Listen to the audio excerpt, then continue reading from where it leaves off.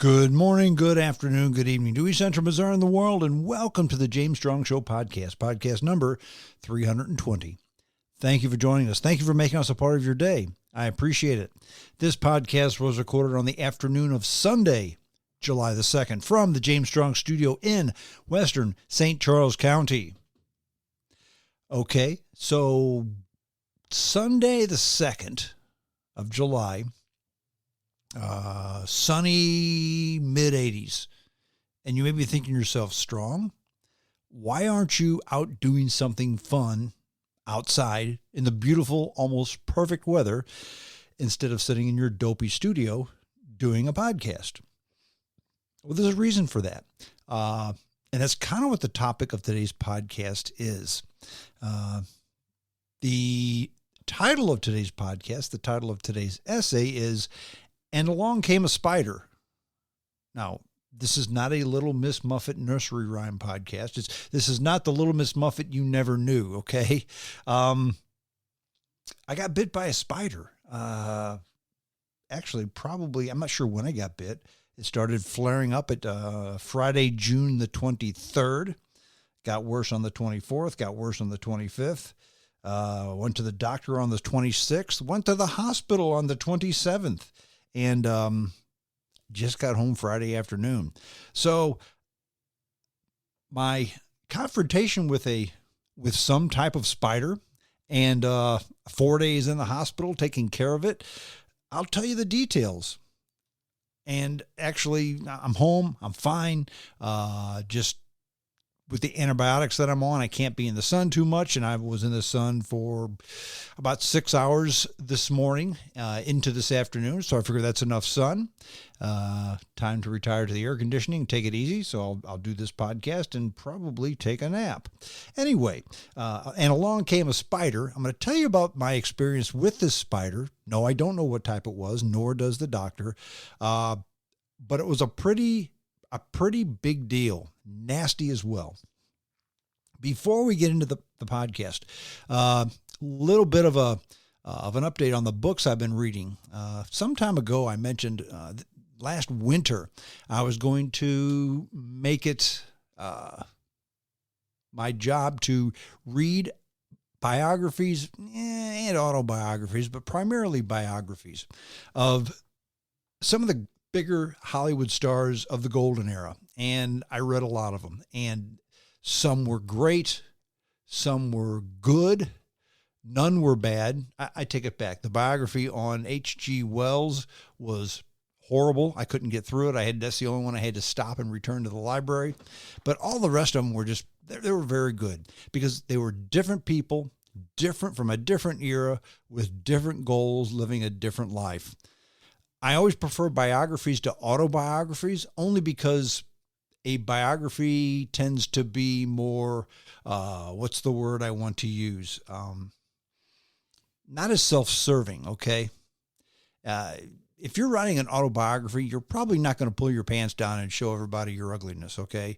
And if you do, you're not going to show all of that ugliness. You're just going to maybe touch on it.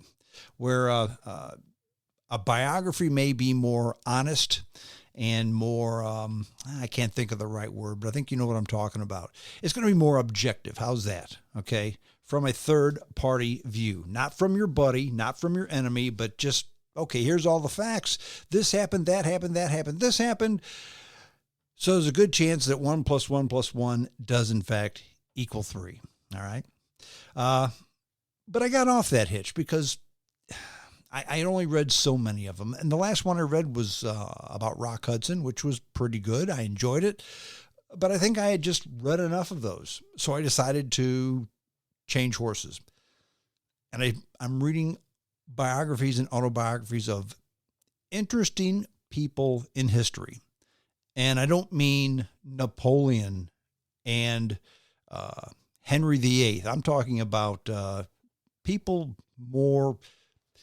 that I remember, not from ancient history, modern history, okay? And the first one I read, very interesting, about a guy, and it was an autobiography, and so it was, again, from his point of view. But the gentleman's name is Christopher Hitchens. Does that name sound familiar? Some of you may know him, some of you may not. Christopher Hitchens was a journalist, a traveler, a reporter, a very prolific writer who traveled the world, told stories. He reported for lots of magazines. The Nation and Vanity Fair were the two big papers that he wrote for, or magazines, whatever you want to call them, consistently. But he wrote for Slate. He wrote for the New York Times, the London Times. He wrote for a lot of different papers. He also wrote a handful of books, some of which were very controversial. One of them was a history book on Thomas Jefferson, which is supposed to be one of the best books on Thomas Jefferson you're ever going to read. His most controversial book, and the one that caused him the most grief, is entitled God is Not Great, and God is a small g God. So I guess you've gathered that Christopher Hitchens is an atheist. Was an atheist, I should say. He's passed on. But just an interesting guy. But the most interesting thing about him is he was not as closed-minded as one might think. What I mean is he, as a young man, he was a socialist, a Trotskyist, and a Marxist, okay? And he made it his business as a journalist to travel to all these war-torn countries where either the Marxist, communist, socialists, Trotskyists, whatever the ists, the communist, socialist, rebel faction was, they were beating down the fascists. And Hitchens thought this was a wonderful thing, and he reported such. But a funny thing happened 100% of the time. When the Marxist, Trotskyists, socialists, Stalinists, communists, whoever, whenever they took over for the fascists, a funny thing happened. Totalitarian rule was put into play. The for the people guys in charge took everything and basically turned into fascists. Often, if not always, worse than the governments they overthrew. And Hitchens started looking at this, and he said, maybe, just maybe, the best system in the world is the capitalist system. And he was a British subject. He was a British citizen. He later in life became an American citizen. And a lot of what turned his mind also was America and how the people are and the freedoms we have here. He would get into arguments with people that were Brits or Europeans or Middle Eastern people, and they would just badmouth the United States and about how they're this way and that way. And Hitchens would say, no, actually, they're not that way. He was not a fan of Henry Kissinger. He was not a fan of Richard Nixon. He was not a fan of Bill Clinton. So certain presidents he was not a big fan of. He was a big fan of George Bush, okay? But Christopher Hitchens turned from the people need to turn the world upside down to, you know what? We actually live in a pretty good world. And a socialist utopia is not only unobtainable, but it's also not recommended. A little short excerpt, because Christopher Hitchens, he died at age 63, about 15 years ago. And basically, he was a heavy smoker and a big drinker. And he got cancer of the esophagus. And when he found out he had it, the doctor said, look, we can do chemotherapy and you can live a year or two, or we can do nothing, you can live a month or two. He said, what the heck, let's live for a couple more years. So he had his chemotherapy. He wrote this book during that time. After he was sick, he began writing the book. And he died and accepted it. And by the way, he died an atheist. He wasn't a hypocrite. He was an atheist to the end. Fortunately or unfortunately, however you look at those things. But there's a little excerpt that I found that I read, and it was an article in the autobiography that basically said, this is what defines Christopher Hitchens. It was kind of like a book within the book. What makes me tick? What makes me smile? And he talks about how he used to drink a whole lot, but now There used to be a time where very few people could drink him under the table, is the way he described it. He could imbibe with the best, he said. He said, but now I don't drink that much. He said, sure, I mostly work at home, and sure, I have a whole room dedicated to a bar at home, but I'm here to tell you I don't drink much. Mid-morning, I have a scotch and water. I have a half a bottle of wine, sometimes more, never less, with lunch. I have a happy hour where I have another scotch. Then I have dinner where I have another half a bottle of wine, sometimes more, never less. And if I had a good day, I have a couple of cocktails before bed. Nothing fancy, just something simple with gin or vodka.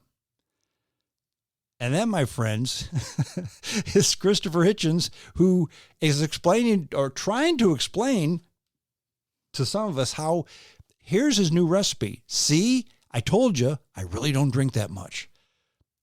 I'd hate to think how much he used to drink. Well, I posted this little essay that he wrote.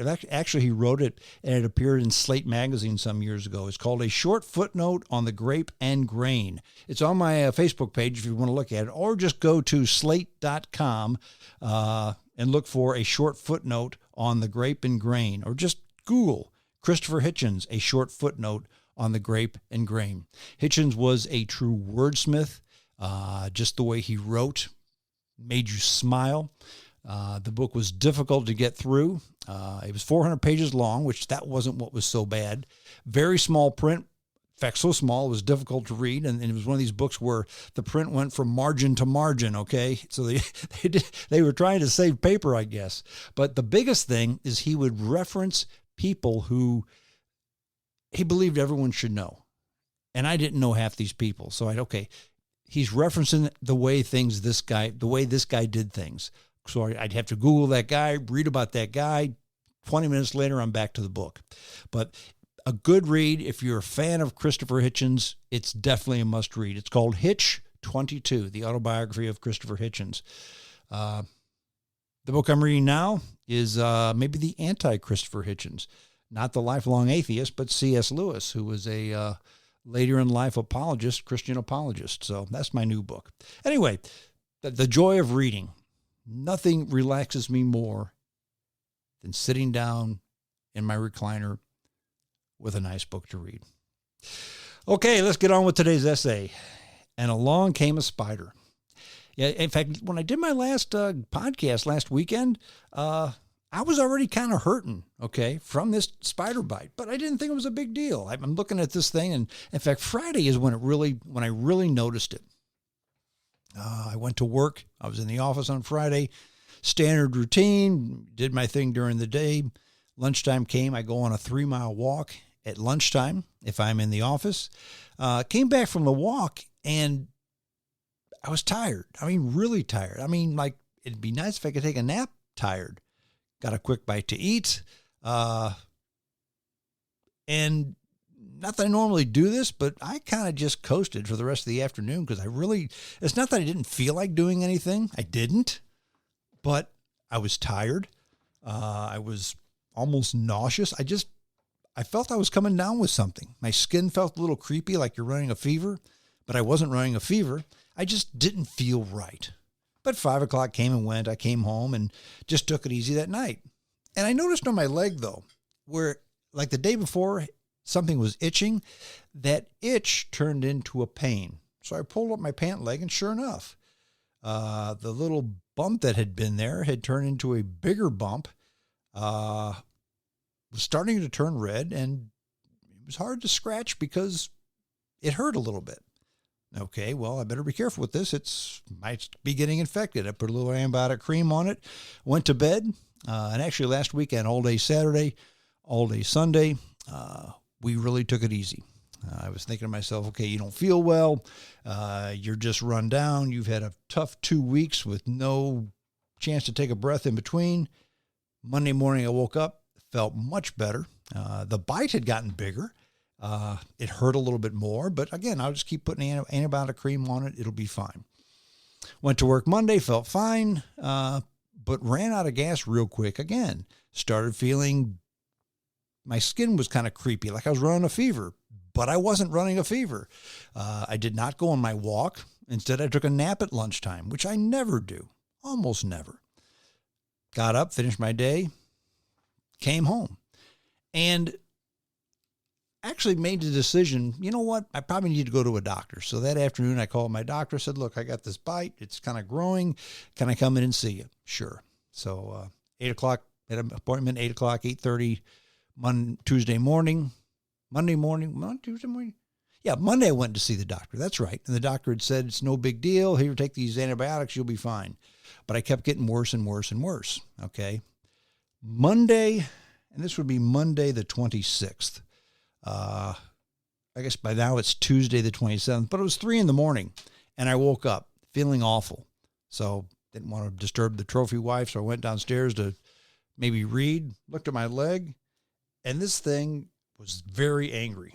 On Monday, the doctor had drawn a line around it, and the line was probably, 100 millimeters in diameter. And he said, you should be fine, take these antibiotics, but if it grows outside of that line, you need to come back and see me or go to the hospital. This thing was way outside of the line, and I had 2 streaks going up to my groin. The bite was on my upper thigh. When I saw the 2 red lines going up my groin, I thought, okay, this is something serious. We need to be going to the hospital. So went to bed, got up that morning. My wife took me to the hospital. And the first thing they did is they didn't admit me, but they took a blood test. Immediately came back, sat me down. They said, how much do you drink? I said, well, that's an open question. What do you mean? They said, okay, in the last few days, inventory how much alcohol you've consumed in the last few days. I said, you mean like Saturday, Sunday, Monday? Yes. I said, okay, nothing Saturday. Sunday, 1 glass of red wine, nothing on Monday. Why do you ask? They said, never mind. I said, okay, what's the deal? They said, well, your liver enzymes are 8 times the normal level. And that means one of 3 things. Either you are a chronic alcoholic suffering from extreme cirrhosis of the liver. I don't think that's the case. I said, well, good. You have stage 4 liver cancer and your liver is shutting down. I said, ooh, okay, well, I hope that's not the case. And they asked me a few questions and every answer was no. They said, well, then that's not it either.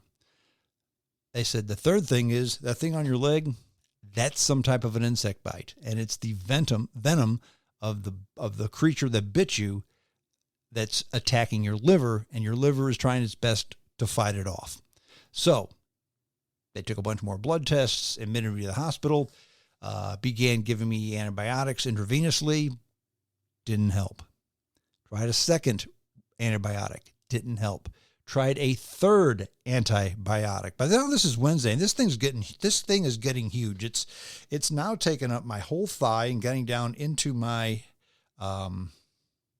calf. Okay, I couldn't put pressure on it. I'm not going to say I was bedridden, but it was difficult to hobble from the bed to the chair to the chair to the bed. And I was not getting any better. And I'm not going to lie to you, I was getting a little bit concerned. The 4th antibiotic they tried seemed to be working. In fact, when I got up that morning, I looked, I said, you know what? This is no worse than yesterday. No better, but no worse. And so they kind of ramped up on that antibiotic, intravenous antibiotic. It seemed to do the trick. I started to get better, continued to improve on Thursday. Friday morning I got up. It continued to improve. They said, okay, we'll get you out of here. And so by Friday afternoon, I was out of the hospital. By Friday evening, I was exhausted, but still feeling pretty good. Saturday was probably 90%, 80, 90%. Did most of what I wanted to do, but still took a nap in the middle of the day. And today's Sunday, I got up early, went to the gym, worked on the pool, and now I'm doing the podcast. And I think it's safe to say I'm, if not 100%, so close to 100% that it's not even worth mentioning.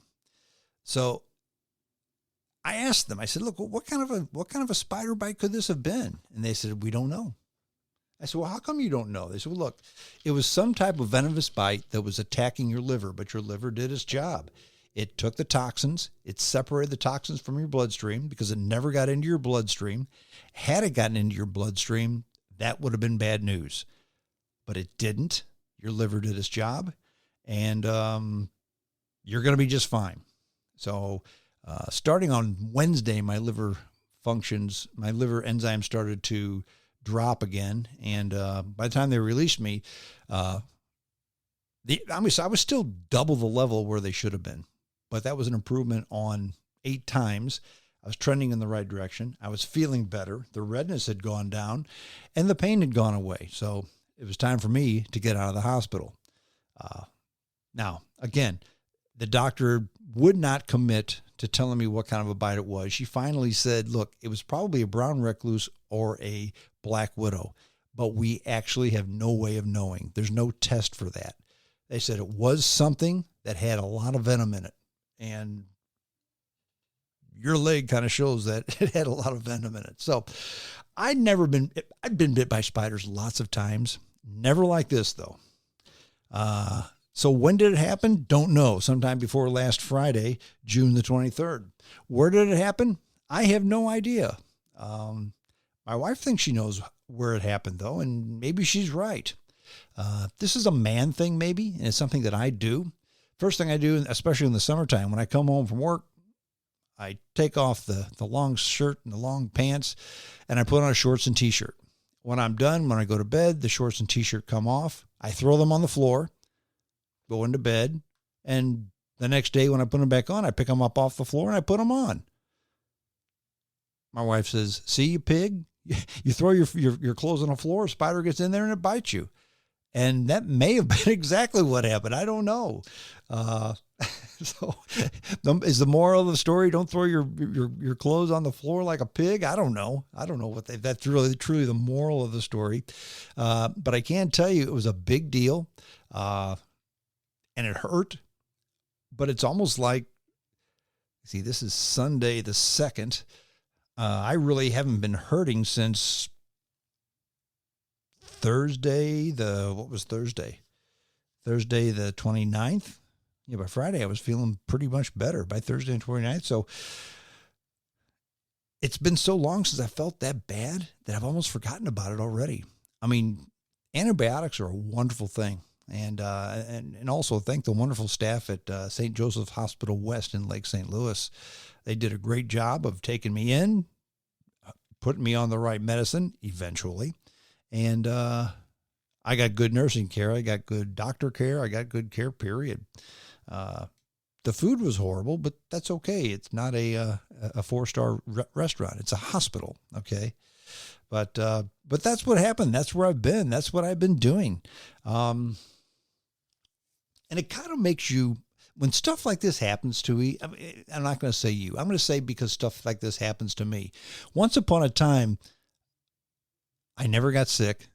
I never missed work. And I certainly never went to hospitals. In the last 3.5 years, almost 4 years, I've spent 3 stints in the hospital, all of which 4 days or more, for serious, what could have been life-threatening things. Intestinal problems, had my appendix taken out, and this spider bite. In my entire life, I had been in the hospital one other time, and it was because of an intestinal problem. But that was before I was married.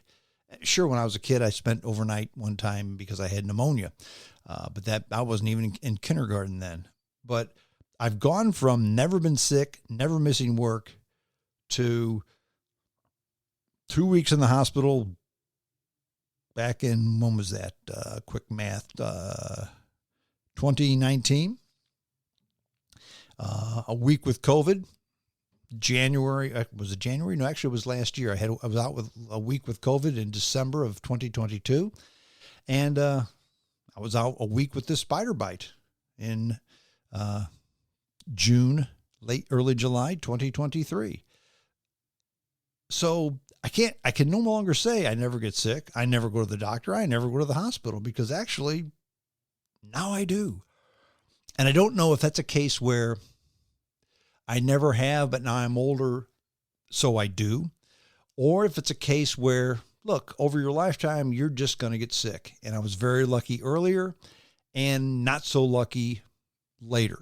An example, if you flip a coin, what's your chance of getting heads or tails? It's 50-50, right? It's always 50-50. Now, if you flip a coin and 6 times that coin lands on heads, what's the chance of it landing on tails the next flip? Now, some people will say, well, if it's 6 times heads, it's probably going to be heads. Others will say, no, you can't have 7 times. The odds of 7 times in a row being heads, that means it's less than 50-50. No, it's always 50-50, no matter what happened before. It just doesn't matter. So maybe during the time of my life, I'm just going to spend as much time in hospitals and being sick as anybody else. It's just that the first almost 40 years of my working career, not so much. The last 5, a whole lot more. So there you have it. And along came a spider. Did you like that? Oh, pretty good story. I thought it was something I thought that you, dear listener, would appreciate. One thing that did happen while I was in the hospital, the Trophy Wife swimming pool. I'm the pool boy for that pool, and I'm real good at watching the chemicals and the numbers. And to those of you who have a pool, especially a saltwater pool like we have, if you watch the numbers, if you keep your numbers right, you'll always be in good shape. Some people say that you should shock your pool once a week just to get yourself back to where you need to be. Friends, it's been 5 weeks since I've shocked that pool, except for I did not look at it on Monday because I was tired. Then Tuesday, I went to the hospital. Wednesday, I was in the hospital, and Thursday and Friday. In fact, Friday evening, I started looking at numbers. I didn't have to look at numbers. I looked at the pool, and it had turned green. Okay, the pool turned because there was nobody here to watch the numbers. Plus, the pool water was 92 degrees. Okay, lots of sun, 92 degrees, the pool turned. So it's shock it and add chemicals and skim it and clean it. And that's been a constant effort on my part now. As of Sunday morning, the numbers look good. I took it up to the pool guy. The pool guy said, yeah, your numbers look good. This one's just a tad high. That one's just a tad low. Put a spot of this, a dab of this, and you'll be perfect. That's what I've done. And so hopefully we'll be swimming this afternoon. I say we, but it won't be me because I've been told I have to stay away from pool water as well with this nasty bite on my thigh. So I guess I can get into the water knee high, but no more than knee high anyway. So that's it. And along came a spider. Be careful, folks. Don't get bit by a spider because it's no fun. It's absolutely no fun. And it's going to be a huge bill from the hospital because the insurance that I have with my employer, it's actually very good insurance, kind of. If you get very, very sick, you're never going to get a huge bill. But I think I'm responsible for the first $5,000. So a 4-day stay in the hospital with 4 doctors called in to put in their 2 cents on this thing.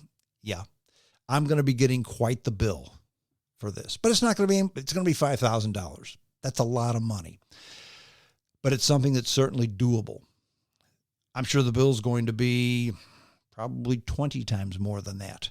And that would be something that would be tough to dig out of. So 5,000, doable. 100,000, not so much. So that's it. We're done. JamesStrongShow@hotmail.com. That's the email address, JamesStrongShow@hotmail.com. Send me your email address. I will send you a link to the podcast. Upon publication, you can download it and listen to it at your leisure. That's it. I'm done. Enjoy your 4th of July weekend if you haven't already had it passed. And until next time, this is James Strong saying, adios.